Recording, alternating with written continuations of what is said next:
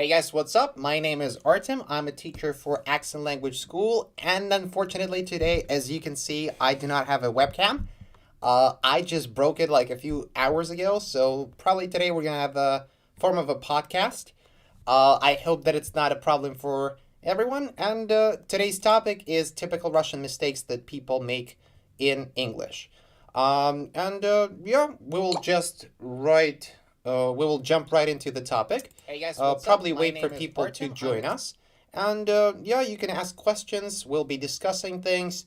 Probably going to be 15 minutes conversation, 15 minutes discussion. And after that, you can ask your questions. Or maybe if there's something that you want to ask me as, I explain things, you can do that. Okay? So, let's jump right into it. I want to talk, in the first part, I want to talk about general mistakes, maybe the problems of the mindset that people have when they speak English. And maybe in the second part, we'll talk about some particular mistakes that I personally hear a lot. And I hear that my students make them. So we'll try to cover most of those things. At least we'll try to do that because we only have like 15 minutes, okay? But this topic is actually very interesting, very interesting. So first thing that I would like to talk about, it's probably the biggest problem that Russian people have, and it's not just Russian people, it's every person that's learning a new language, they try to translate from whatever language that they're speaking to the one that they're trying to speak in, okay? So, like, you translate Russian constructions that you have in your brain into English, okay? And that is a very, very big mistake. Now, why is that a problem? Because many of the things that are okay in Russian language, they will not be okay in English if you translate them word to word. And actually, what I noticed, a lot of people, when they try to do that, they really, really slow down. Like, they speak slowly. And that happens because, a lot of the constructions that we have in Russian, if you translate them word to word into English, they're actually very complicated. They're very difficult to say. So if you're not thinking in English or you're not using simple English constructions and you're translating Russian constructions, you're probably going to have a hard time translating anything. Sometimes people, when they speak, they're just like very, very slow. They're looking for the right words. They're looking for the right, maybe constructions, how to translate that. And it's always very difficult. So my recommendation, if you are like maybe only beginning practicing English speech, or maybe you're intermediate level, but you're very slow, the best thing for you to do is to learn simple constructions, or I call them crutches. So it's something like a phrase or the beginning of the phrase that a lot of people use. It's a very common construction, and it will help you start the sentence without even thinking about it. Okay? So, right now I use the word so or something like that, or maybe make sure. So all of those constructions, very simple, small constructions, people can use for starting a sentence. And as you started, you just have to remember that in English sentence, it's very important to have structure, subject, action. And if you do that, usually it's very simple to, build any sentence. Use some simple phrase to start the sentence. Remember about the subject. Remember about the action. Okay? If you remember like this simple 3 steps process, it's going to be really easy for you to start any sentence. And do not make it overcomplicated. Do not make it too complicated, okay? I know a lot of Russians, they try to use very, very complicated constructions when actually in English you can say that in very simple words. And it's something that I personally recommend. Try to use very simple English, especially if you're just like starting, because a lot of people think, oh, if I use smart words, people will think that I'm very educated and I will sound good. No, actually, a lot of people, if they don't have experience and they start using a lot of smart words, they sound really, really unnatural. Like, it sounds really bad, actually. So try to stay away from difficult constructions and try to use very, very simple words and phrases, okay? It's actually much better. Believe me, it's much better than using big, overstretched, complicated sentences when you have no experience in doing that, okay? So that was number 1. One more time. So try to use simple constructions when you speak in English, and try not to translate things from Russian to English in your mind. That's actually a very big mistake that a lot of people make. Okay? Next one, it's a very popular, again, general mindset. When Russian people, they forget that English has very strict structure in its sentence, right? So in Russian language, you can have subject in different places in a sentence, and in English, that's not really the case. So a lot of Russians, for example, they start their sentence without the subject, and they try to do the same thing in English, and they think that it's okay. No, it's never okay, and in English language, you always need a subject. It's very important to remember that. And yeah, just like try to, if you don't have a subject, you will need to make one, okay? So there are two ways to do that. Like usually you can use it, yeah? So if you don't have a subject in Russian sentence and you need to say that thing in English, you can use it, or you can maybe personalize and use you. Like you're not referring to anyone specifically. You're not saying like you, Masha, should do that. When you say you, it's in general about like many people, okay? So try to personalize when you do not have a subject, and try to, yeah, just like remember that you always need a subject in English sentence. It's very, very important, okay? So maybe next thing, what we are going to be talking about, it's my problem that I have with a lot of students of like intermediate and even upper intermediate level. When their language, it just sounds very stiff, very dead. It's like very boring.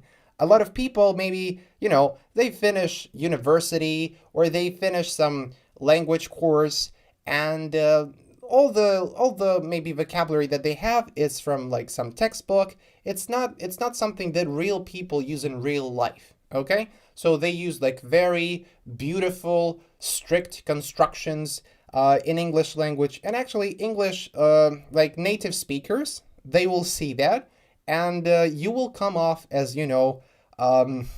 I don't know how to put it well, but you will not come off relatable, okay?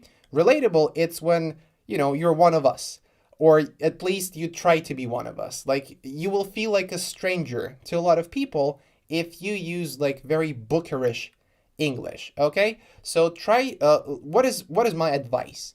Try to learn as many phrasal verbs, try to learn as many maybe idioms, slang constructions, the way that normal people speak in real life, okay? Try to have a lot of those constructions in your speech, because like if you only use the constructions that you see in textbooks, you will never feel like, one of them. And I think it's like this aspect, a lot of Russians, they just overlook it, and they completely, ignore this aspect. And sometimes like, I hear Russians, they use very, good grammar, perfect grammar even, and they use grammar that even Americans never, ever use. And it actually, like, you're not gonna sound relatable. Now, it's not a problem if you speak correctly and you use correct grammar, but make sure that you have something else going on for you. Make sure that you know interesting, useful phrases that real people use in real life, okay? Not just, something that you learned maybe in university or in a textbook. Make sure that you use something that real people use in real life, okay? Next thing, and maybe starting from this point, I will talk more about concrete problems, like something specific, some specific mistakes that Russian people make in English. It's using incorrect prepositions. Now, that's a big problem, especially for like intermediate students, maybe like pre-intermediate students. And it's one that is not easy to fix. Like, it's not easy to fix this mistake. You're going to need a lot of practice. And to do that, of course, you will need to speak with a lot of people. You will probably need to watch a lot of different things in English, and try to communicate and try to pay attention to native speakers, what prepositions they use in different, instances. So make sure that your prepositions are on point. Well, maybe some example that I can give you. Very common when Russian people talk about direction. I want to go to the club. they say, I want to go in the club, right? Because in Russian, they think, oh, in Russian, we use in, right? So in English, I will use the same. But in English, actually, it's a completely different preposition, yeah? So, and it's very important not to have this mindset. Again, it's mindset of, okay, in Russian, we say that. That's how they're going to say that in English, right? Well, not really. So you need to learn how to do that. So number, 3, it's remembering, well, actually, it's actually number 4. Remember to use correct prepositions. Try to invest in learning how to use correct prepositions. I know it's not easy, but it's something that you will really need to do if you want to reach like advanced level of English, okay? And something that a lot of people struggle with, especially in pre-intermediate and intermediate level. Next one, it's, I will not explain you in terms of grammar. I will try to use simple language. It's when Russian people say, for example, they mix up the word boring and bored. For example, I'm very boring today. Yeah? So a lot of Russian people, what do they think? That, I am very boring today. They actually want to say, I'm very bored today. Okay, there is a big difference. So boring, let me think how to maybe explain that, not in a teacher grammatical boring way. So boring, it's about, things that maybe I watched a boring movie, I watched a boring game. But if you talk about like your experience, you say bored. I am bored. If you say I am boring, it means that as a person, I'm boring. Like it's a quality that I have. I'm not fun. It's the same thing with, for example, exciting, right? You can say, I'm very excited about this test. Or maybe I'm very excited to try to speak English with native speakers, right? But you cannot say I'm exciting. It means if you say I'm exciting, it means my quality as a person. Like I'm exciting. It means that if you're around me, like it's exciting to be around me. So make sure not to confuse those two. I tried to explain it like in a simple way, but I think actually it's a much more difficult explanation. So one more time: boring and bored, exciting and excited. It's not the same thing. So make sure that you know that. Make sure you use it correctly. Okay? Next one. It's something that a lot of, pre-intermediate students and maybe even intermediate students do. They use plural forms with words that do not have a plural form. So, for example, knowledges. What else? Like there are many examples like that. So words that do not have a plural form to begin with. So they think, oh, in Russian, this word again, like has a plural form. It doesn't mean that it will have a plural form in English. So be really careful. So knowledges and words like that. So a lot of words, they do not have a plural form in English, and be careful not to make the same mistake. Okay?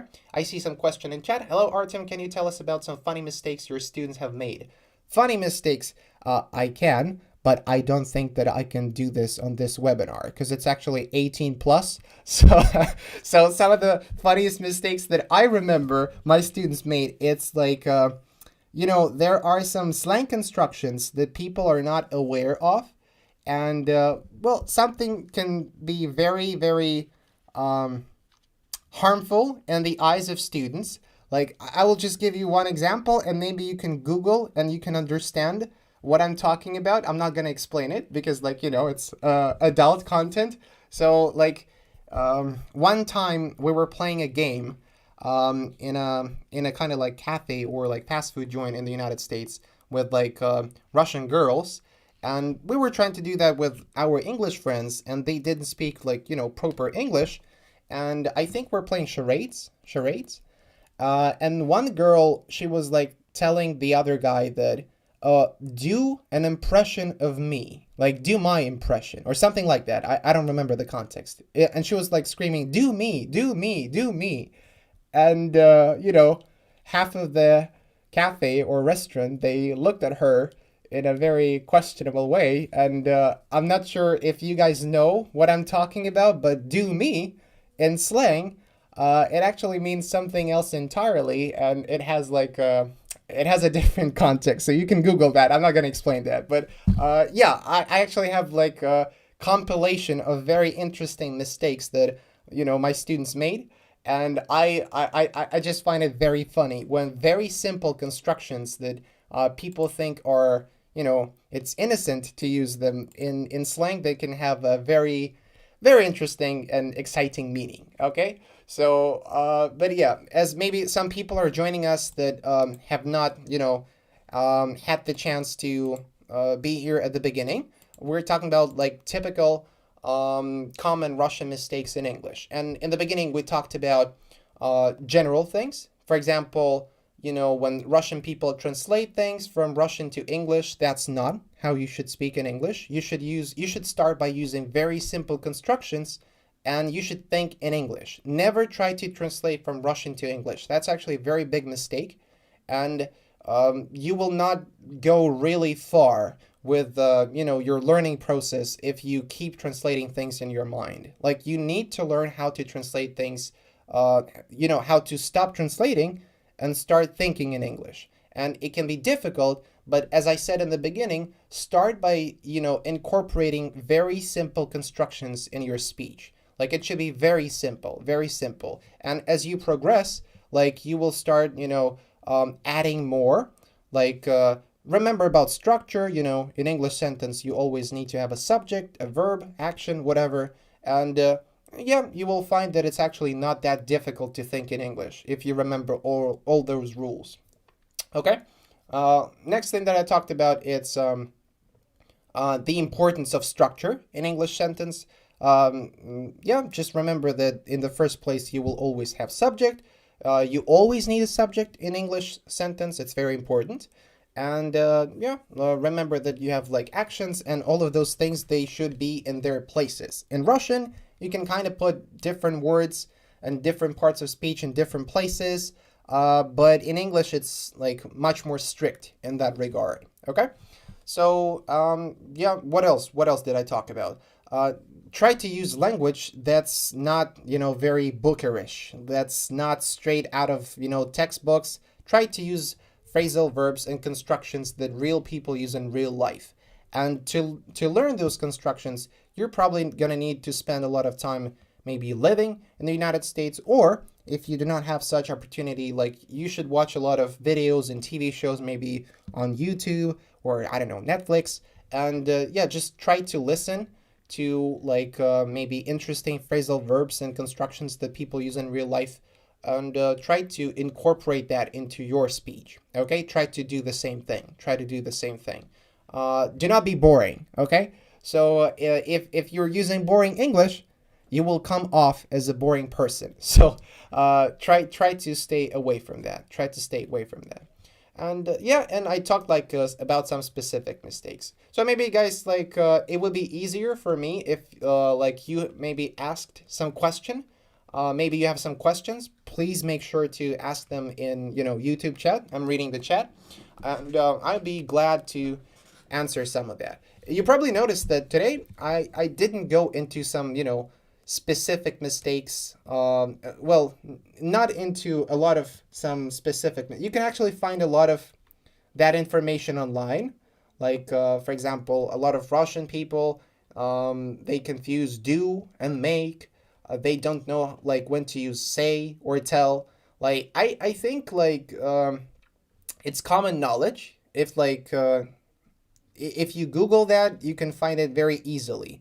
But not a lot of people, they talk about the things that I mentioned in the beginning of this webinar, like the mindset, the problem with the mindset that people have when they try to learn English. And I think that's much more important than some specific mistakes. Because, I know some people that actually, they make a lot of grammar mistakes when they talk, but they speak fast, and people understand them, and they sound, they come off as relatable people. Like some Americans might even say, oh, like, he's a nice guy, like, or she's a nice girl. Like, of course she makes mistakes. She's a foreigner, but she communicates well enough, and that's good enough. So I would try to focus on having English that is relatable, and it's something like, something that people talk in the United States, and not focus as much on, fixing grammar mistakes in the beginning. As you progress, of course, you will have to root out all of those grammar mistakes. It's very important. I'm not saying that it's not. But in the beginning, yeah, I think it's important to start speaking and to start thinking in English. That's the most important aspects of, students of intermediate level and even upper intermediate level. So, yeah, guys, any questions? Any questions? We probably have some delay on the stream. So, probably like 20-30 seconds. So all of the questions that you send, well, actually, no, like what you hear me talk about, I probably said like 20 seconds ago. So, yeah, it's something that I have to keep in mind. And as I maybe wait for your questions, if we don't have any questions, we'll probably have to wrap it up. And yeah, if you're watching this maybe after the stream, you can leave some comments or maybe some questions in the comments of this video. And remember that I'm not the only teacher that has lessons like this. We have them almost every day. Tuesday and Thursday, it's me, Artem, teacher for Accent Language School. And Monday, Wednesday, it's Alona, our fellow teacher. And on Fridays, we have our native speaker from Alabama, the United States, Alex. So you can find their videos on our channel as well. And if you maybe like want a lesson or you have some questions regarding lessons, you can contact the information that you see on the screen and let us know. Also, I feel kind of naked without camera. Some people say I feel naked with camera. I feel naked without camera, okay? It's very strange and very unusual experience for me to not be on camera and to not maybe, yeah, it feels very strange. I will try to fix that by maybe next lesson, but it's very unfortunate that I broke mine today, like very unfortunate. So yeah, I don't see any questions, so I suppose that we're gonna be wrapping up. Actually, we have 8 people in chat. I'm kind of surprised that nobody's asking questions. So yeah, guys, I think that's it. Make sure to maybe follow the channel. If you like the webinar, you can like the video, and I will probably see you next Thursday. We'll be talking about something else, and yeah, always pleasure doing something like this. Thank you. Yeah, thank you guys. Have a good one.